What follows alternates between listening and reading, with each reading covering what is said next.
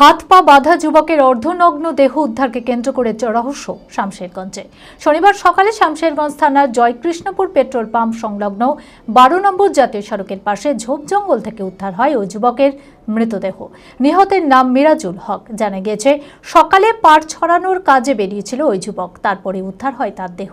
খবর পেয়ে পুলিশ এসে দেহ উদ্ধার করে ময়নাতদন্তের জন্য পাঠায়।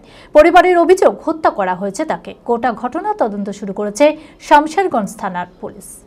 মানসিক স্বাস্থ্যের জন্য সবার আগে যে নামটি মনে ভেসে ওঠে, সুস্থ মনের ঠিকানা মনোবীক্ষণ।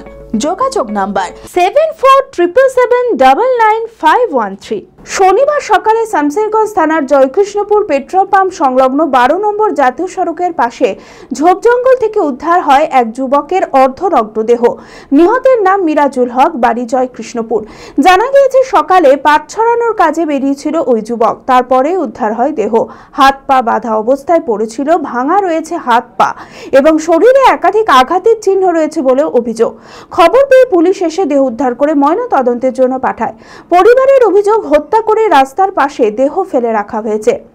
সকালে 6টার সময় আমার ভাই পাট কাঠি আনতে গেছিল, দিয়ে ওখানে কে মার্ডার করেছে আমরা জানি না, সবার মুখ থেকে শুনছি যে ওখানে একটা লাশ পড়ে আছে। আমরা দেখতে গেলাম তো আমার ভাই ওটা মার্ডার করে ফেলে রেখেছে।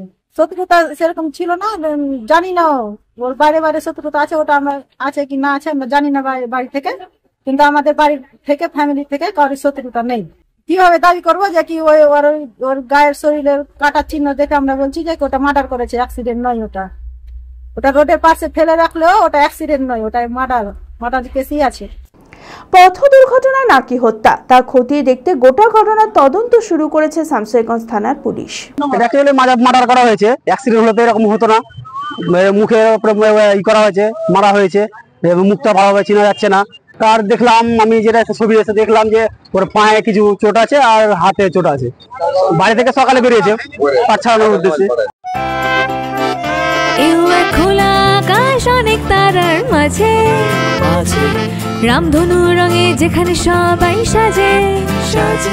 এবার পুজোয় নিত্য নতুন পোশাকের বিপুল সম্ভার নিয়ে হাজির লিবাস।